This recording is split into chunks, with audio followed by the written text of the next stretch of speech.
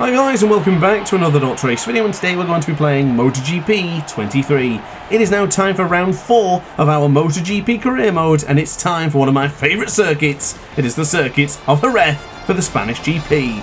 Now before I show you the qualifying results, I wanted to show you this screen because yes, I'm in pole position, a couple of tenths of a second ahead of Maverick Vinales and a few others, but where is Enea Bastianini?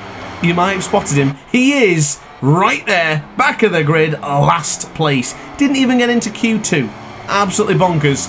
One Ducati starts from pole, the other one starts from dead last. Ladies and gentlemen, let's go full send. Well, from the most bizarre qualifying to now, hopefully, the most bizarre race. We'll see what gets on as we wait for the red lights. Away we go. Took a bit of a gamble, went for the medium front and soft rear. Just wanted to try and keep things interesting, but I will be honest, I do feel really good with the soft rear around here, and I think it'll last the distance of the sprint with no real qualm or issue. So into turn 2, this is the Michelin corner. Vinales, who got the whole shot from second, still leads going into turn 3. Ladies and gentlemen, it's on. The battle is on as whoa. Vinales was really slow going into turn 4 there. He was really slow.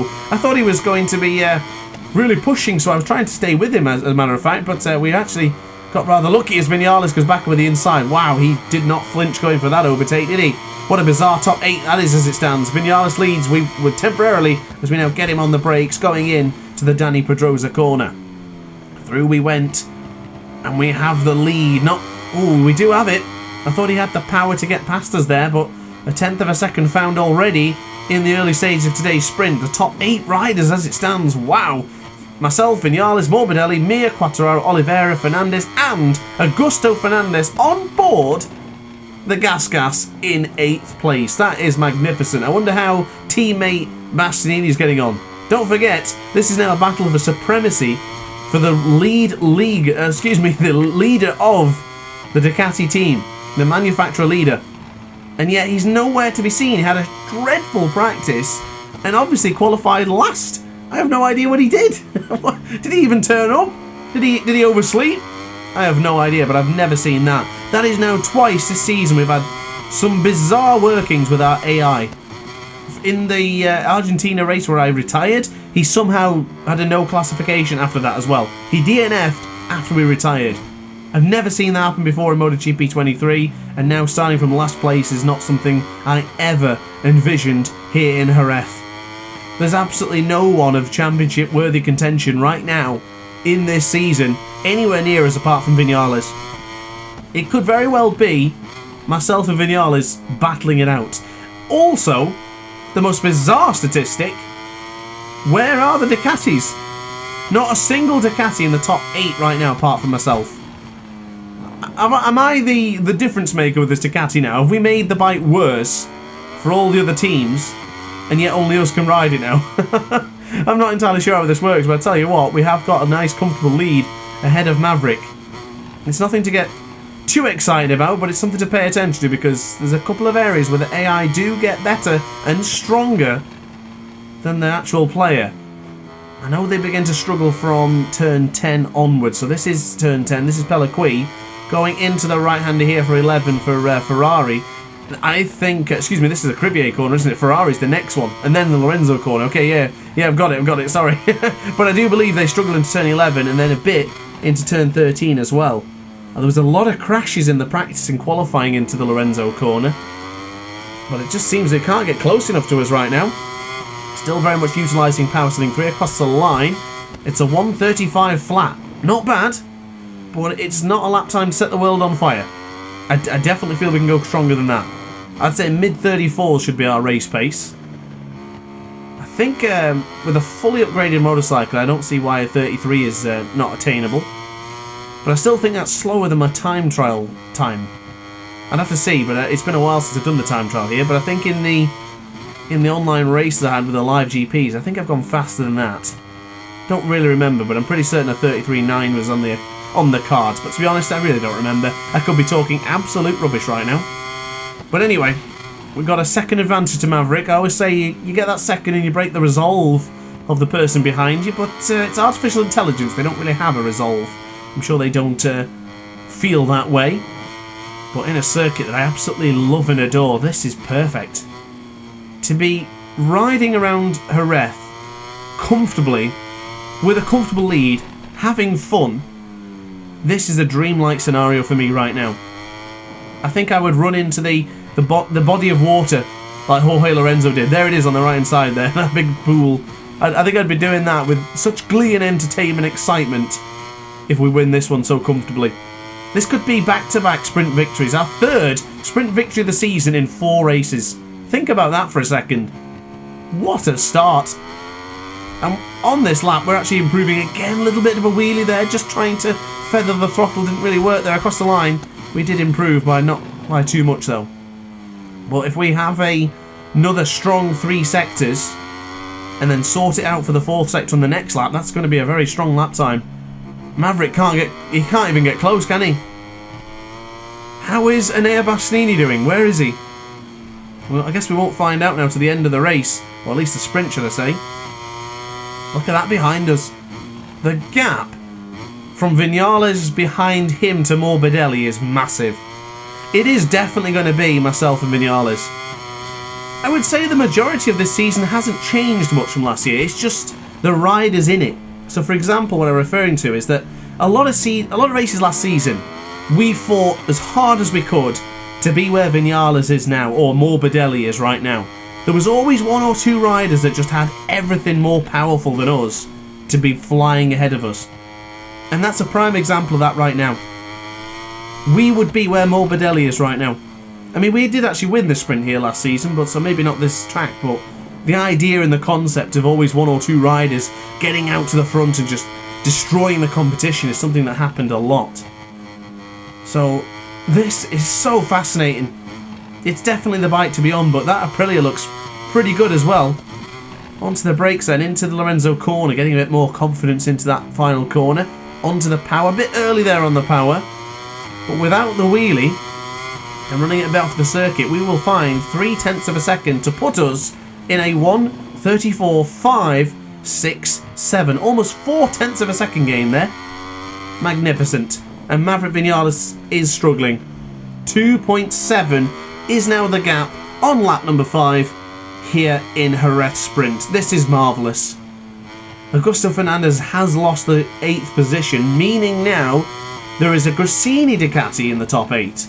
No sign of the Prima Pramac, no sign of the factory Ducati. We have the Grassini.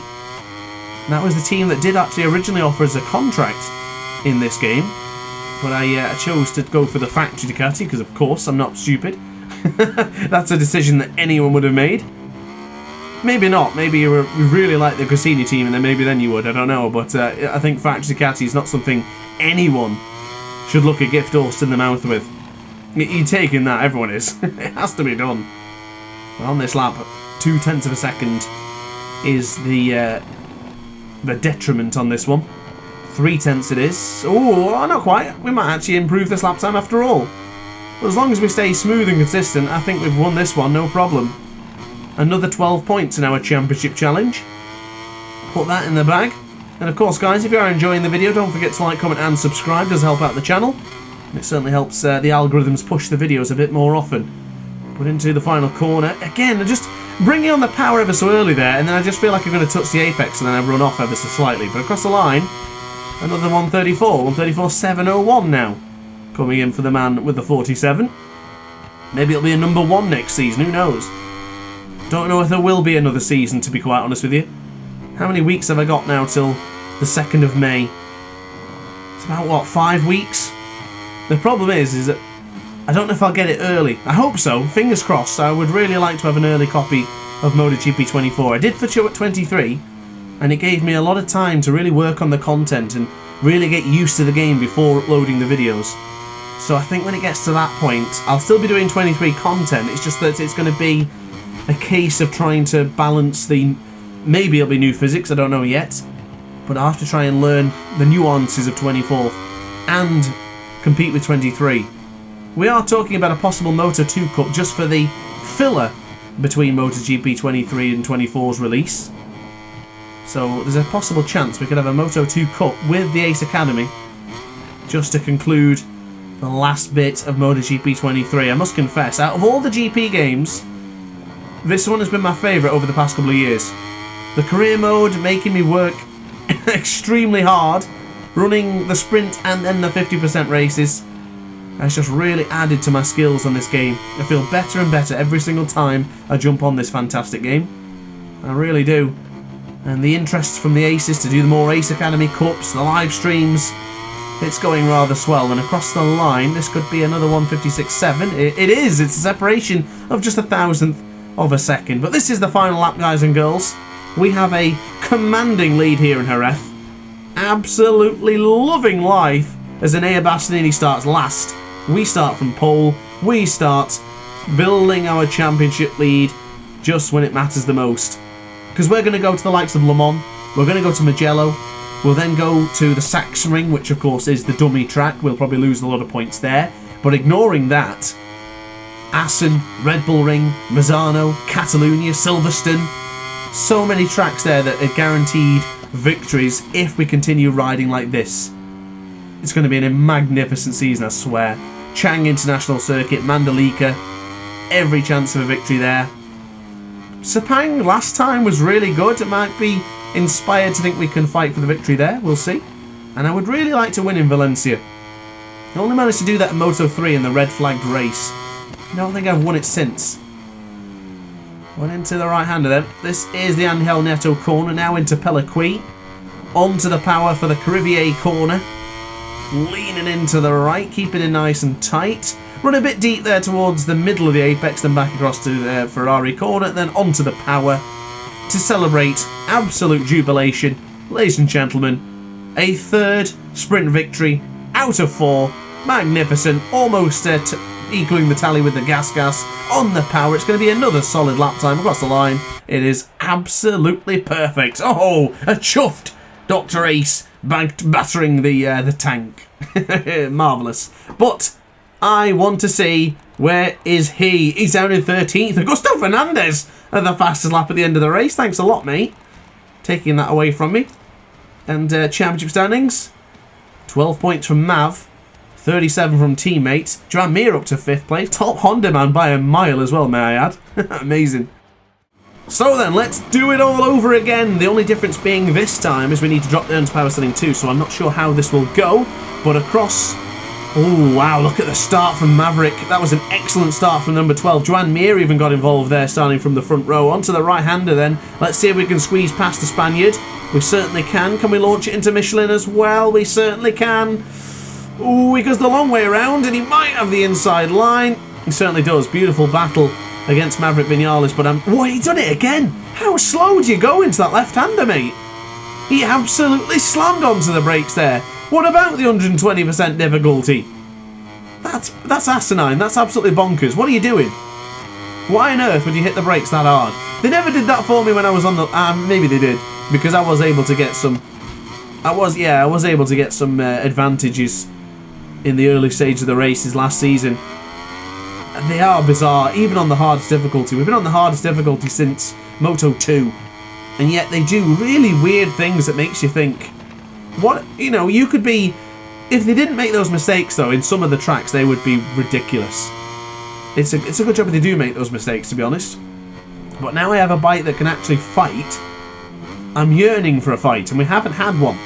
The last battle we had was in the Argentina sprint, which was magnificent. I just couldn't fight to get the podium. But as it is, it's a similar situation again. The only Ducati in the top 8 again. Oh, excuse me, Alex Marquez is in 8th. Does that affect the championship positions? Well, not the championship position, the team comparison. Because when we had good results with the KTM improved. When we had good results with the gas, it also improved, but we didn't really have good results because Paul Espargaro always let us down. I do wonder if that makes a difference. I did read all the stuff regarding MotoGP 23 career mode, and a lot of it does say it's race dependent. So if the riders such as the Yamahas and the Hondas right now are getting good results, they will start to increase in the team comparison. Is that actually going to happen? I'm very curious. Because for a while the Aprilias have been right up there. But then again, I guess that debunks because Suprema, Pram and Ducati are always up there in the top 3 or 4. Yet they don't always get good results. I don't think I've seen Jorge Martin have a good result once in my MotoGP 23 career mode. He's no longer the team leader anymore, Johan Zarco is. and he's won a couple of races and sprints in our career mode. Really bizarre, but I tell you what, I wanted to go on the Repsol Honda, and if it's fighting for 4th place and 5th, maybe I'll do an extra season where we'll try the Honda and just do like a short calendar. Who knows what time we'll have available for before 24 comes out, but I'm really curious. Team comparison will be shown for the testing, I guess. We'll have a look at that and see what it looks like. Because right now the Ducatis are actually struggling. They weren't anywhere in Cota either. Can't really remember where they were in Portimao. I guess they weren't that far off because Bastianini was fighting for the points and the podium. But then again, Bastianini was fighting for a podium in Cota. I'm not sure. I've noticed that there's way more Yamahas and Aprilias and Hondas than there ever been with Ducatis.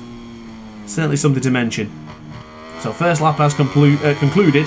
It's a 34.7, and the gap is 4 seconds. I can't fathom it out. Are we really that much quicker than last season? Or has the 120% difficulty effectively died? I mean, this is ridiculous. I can't believe we're this far up in the race here. Last season, I declared it my best race yet. It was absolutely thrilling. It was a huge battle. I got pushed off the circuit, I fought back, and we won the race. It was honestly terrific. And I swear to God, the lap times I was doing there, I guess is the difference maker, was probably like 136s. And I guess with us doing the 136s and being competitive, this is a whole new ball game, isn't it? Yeah, I guess that's probably the reason. Now I think about it, that's probably the reason why I'm assuming the AI is struggling. It's not that they're struggling. We are, what, a second, 2 seconds quicker? Yeah, that... I guess I've got no one to blame but myself then. I do apologise if these videos aren't as entertaining, but I can't believe it. I'm not doing anything different now. I can actually... Ooh, a bit deep there for Lorenzo Corner. Still staying in the track limits. We had a good advantage there as well, so we probably could have improved quite significantly, but across the line, nonetheless, it will be a 134.5. I do feel that AI is going worse, though. Because in the sprint, Maverick Vinales was keeping up with me. Augusto Fernandez set the fast lap of the race with the 134.1. I can't see them doing that here. And I can't see Enea Bastianini working his way through. I think it's going to be 0 points. He's 10 seconds behind us now. Where is he on circuit? I wish I knew. It'd be much better if we could somehow see the whole of the standings. So, for example, you know where we have the top 8 as it is right now? Maybe when you cross the line, it will show you the rest of them. That would be way more helpful. And you could do that as they do in the real MotoGPs. Just move from 8th all the way up to the top, then go from 9th all the way down to maybe, what, 17th, and then do the rest. It would be absolutely fine. Or even have the timing sheet on the left-hand side there go even further down. I don't know. Just brainwashing here during halfway through the Jerez Grand Prix. Certainly giving me time to think about other stuff while we're just dominating here in Jerez. It's absolutely unbelievable. I love this circuit though, I really do. In fact, speaking of Jerez, I've got to do some practice here on board the Yamaha because we're going to race here in the Ace Academy Cup. Last time I had a good result in Qatar, even whilst I streamed, I still did pretty decent. And now into the Lorenzo corner, yeah, without that small mistake going into the final corner, we are getting closer to matching our lap time. Across the line, it's a 134.9. Oh, almost dipping into the 135s. I hope we don't go into the 135s. I really hope. Because I feel like I'm on such a rhythm right now, comfortable and calm, with the best motorcycle in MotoGP 23 right now. I can't see us doing anything wrong. We've now gained 2.5 seconds a lap on Bastianini. I can't believe this. I actually can't believe it. One thing I'm really curious about, as I mentioned earlier, we have Le Mans coming up for the next race. Actually, we have the test first, but the next race will be Le Mans. And then we'll move on to the Mugello race. Mugello, I always qualify terribly. Bit similar to what we did in Portimao. Yet in Portimao this time, we took pole position. If I can get lap times close to my time trial lap time in Mugello, I would assume that's pole position.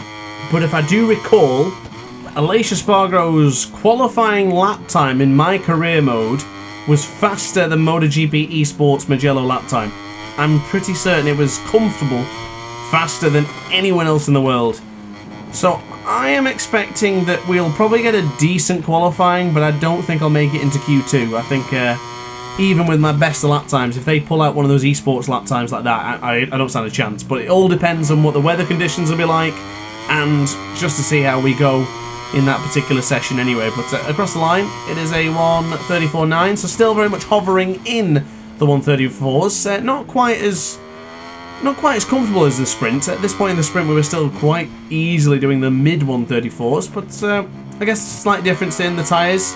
Went for the harder front, which actually seems to be a little bit better in the terms of stability, but I don't know if it actually helps for the lap time. Feels better, but the medium did a good job. Also went for the soft rear in the sprint as well, so I think that is going to attain to a difference as well. So we'll see how it goes. I just hope I don't drop into the 135s. I might have to towards the latter stage, because very sunny here in Jerez right now, very dry, very abrasive. The medium tyre might not last the distance. It's a unique one, the medium, because sometimes it provides you a lot more durability, and then in some circuits the soft can do just as good a job. This is one of those tracks that I have used the soft tyre online against the Aces, and they went for the medium, and by the end of it I actually had more tyre, and that was on the soft. So I don't know yet regarding if I've made a good choice with the tyres. I mean, it's good enough considering we have an 8-second lead, but maybe I can't keep the 139s coming fast and furious. This lap time does look like, however, it could be another 1:34, a little bit deep into the Lorenzo corner. Just be patient on the throttle, get onto the power. That fantastic controlled fuel delivery meant the front end kept down. Across the line, it is an improvement. It's now a 1:34.534. Solid job, excellent work from the Ducati boys, and us in first place. Feels so comfortable. I can't even put it into words how good this Ducati feels. The best way I can describe it to you is that, as I said in COTA, and if you watch the COTA race, maybe you remember this, but if not, I don't mind repeating myself. With the Red Bull KTM, with the gas, on the hardest difficulty, it was a case of just pushing with every single bit of might. I would finish the races and I would actually be exhausted, tired and drained after some of those races. Tonight, no lie, I'm on my 4th race. I have recorded all 4 races tonight. Portimao, Argentina, COTA, and now this one. And I can still feel I could go on to record some more.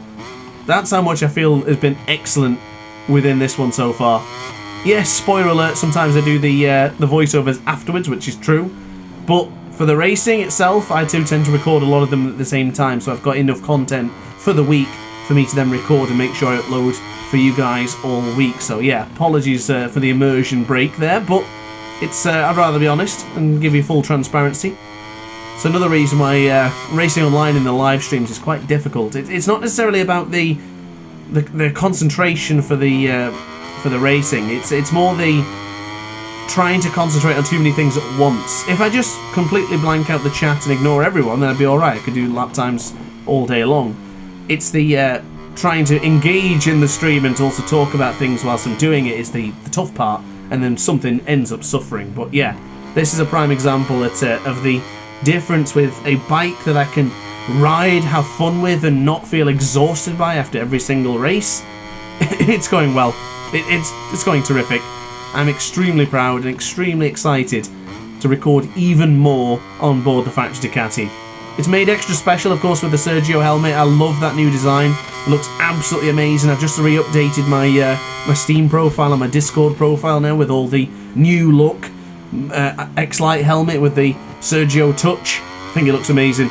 So I'm really keen to really fully embrace this helmet.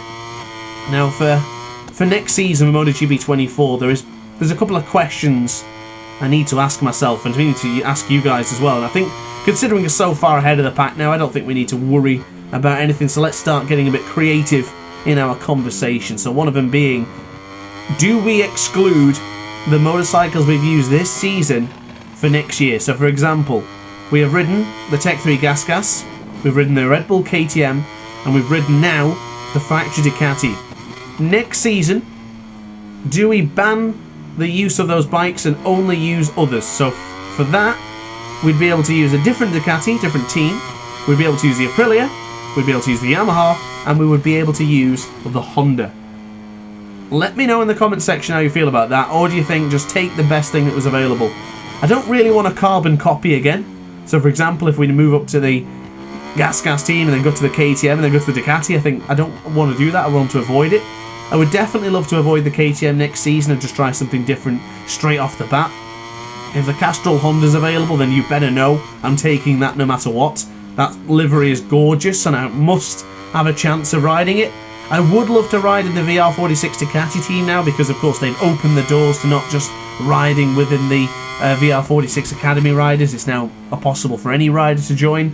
So I'd like to entertain that idea, and that probably is my favourite livery of MotoGP as well. So we'll see how it goes. I would definitely like to use the Repsol Honda. Wanted to use that this year as well, but just didn't have the opportunity. I'm always keen to do the Yamaha as well, but to be honest, the opportunities are there for many different combinations of bikes and manufacturers next season, so we'll see how it goes. In a, approximately 6 weeks or so from where I'm recording this today. Plenty of time yet till the 2nd of May. Plenty of time before we get up to MotoGP as well. Of course, I'll be doing Moto3 straight off the bat, moving up to Moto2 and then doing it from there as well. But I'm really excited, and I hope you guys are too. Of course, last request, of course, if you're enjoying the video, don't forget to like and subscribe. It does help out a lot. Do really appreciate it. I've been looking at the numbers recently. We do seem to be getting more returning viewers, which makes me excited. But across the line, we have returned back into the 135s. I would say all that stemmed from when I went off the circuit ever so slightly before breaking into turn 6. Everything before that was cushy, and after that it went a little bit downhill. But to be honest, the way that front tyre looks on the right hand side, I think that's it for the 134s. It's going to be too difficult now to maintain such fast pace with the front tyre struggling on that right hand side.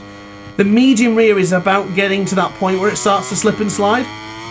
For some reason there's a cut-off point in this game that when you get to medium, that's it. Immediate drop-off effects there. Very accurate in a way though, because of course we do listen to the likes of Simon Crafar, and he speaks to the Michelin directors, and then they say they're expecting a drop-off at this point. Very much bang on the money it was in Australia last season, where Jorge Martin chose the soft option rear, for example.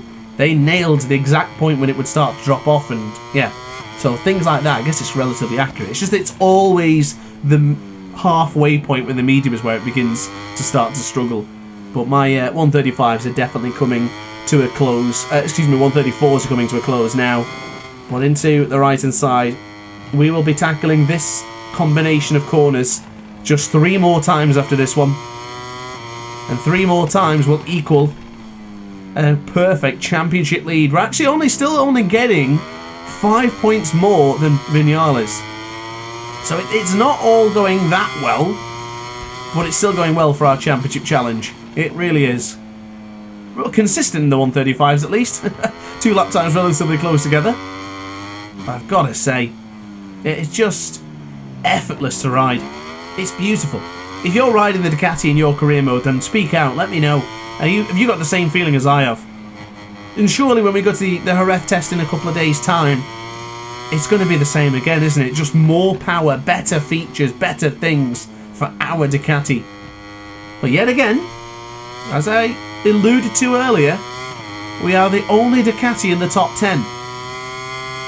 And I've just noticed, I've only actually just caught a glimpse of this, but have you seen the gap on the map in the bottom left hand corner of your screen?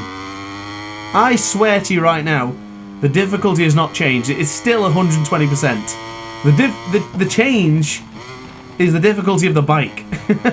We're not using the KTM that was on its last legs pushing with everything. We're using the most feared and revered bike in MotoGP 23 today. Everybody loves the Ducati, everybody knows how good it is, and everybody understands that this is the bike to be on.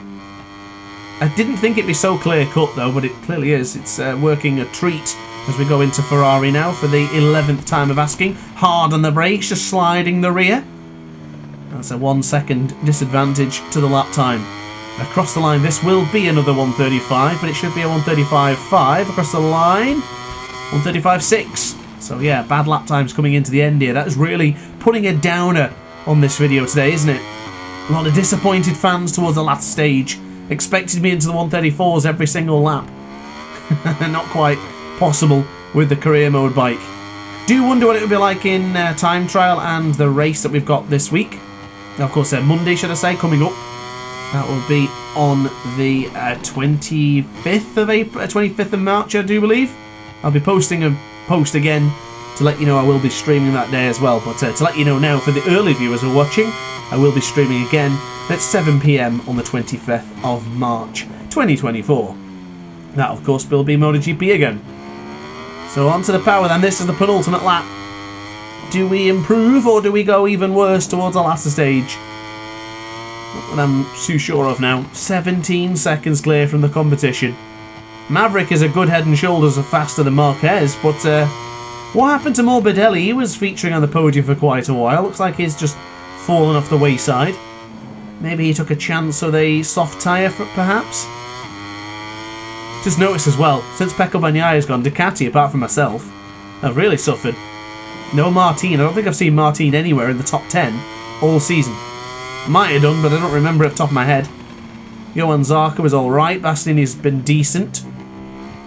But no VR46 Ducatis anywhere near. And hardly any Grassinis. Not seen Di Gianantonio once, I don't think, but across the line. 1:35.8 on the penultimate lap. So things are going worse for us on the Ducati right now. Bit of tyre wear becoming a slight issue. As you can see, it's quite evident there going on to the brakes. We're just losing tenths, 2 tenths into the left-hand side here. We'll probably still not have the grip either.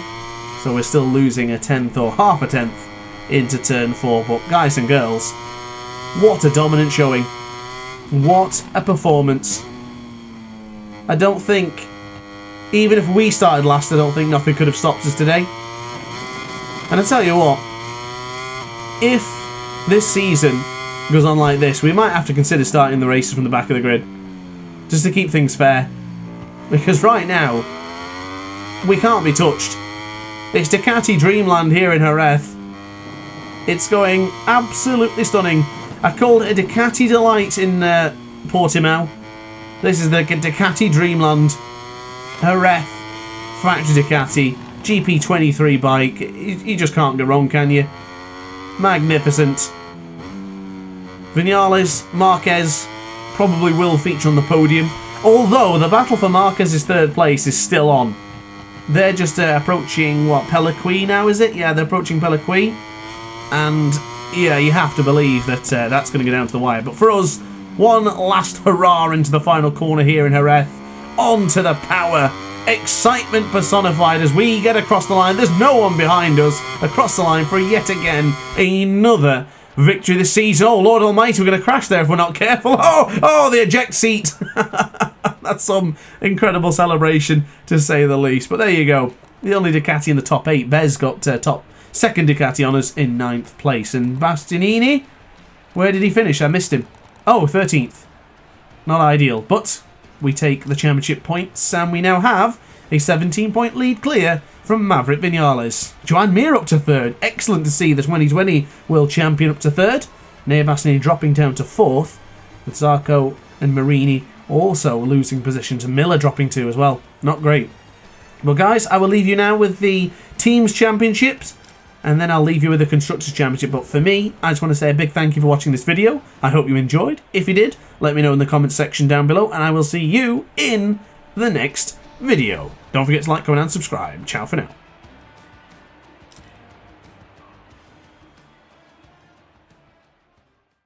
Oh, hi! Didn't quite see you there. Good to see you're still here. If this video didn't quite set your appetite, then why not watch some more DrAce content by clicking the video shown on screen now. Furthermore, if you would like to follow me on social media, you can do so now with the links down in the description. Consider subscribing so you don't miss a single DrAce video.